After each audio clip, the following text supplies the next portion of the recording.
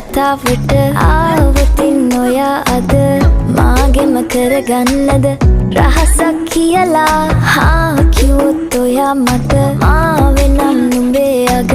රැජිනිය සදහට මං දෙවරක් නොහිතා සැරෙන් සැරේ කෝලෙන් බල බලා ඇසේ අස්සෙන්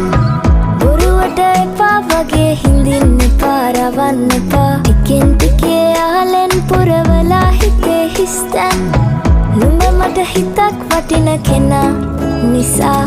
හා චුට්ටක් කතාවට ආවොතින් ඔයා අද මාගෙම කරගන්නද රහසක් කියලා හා කිව්වොත් ඔයා මට මාවෙනම් නුඹේ අග රැජිනිය සදහට මං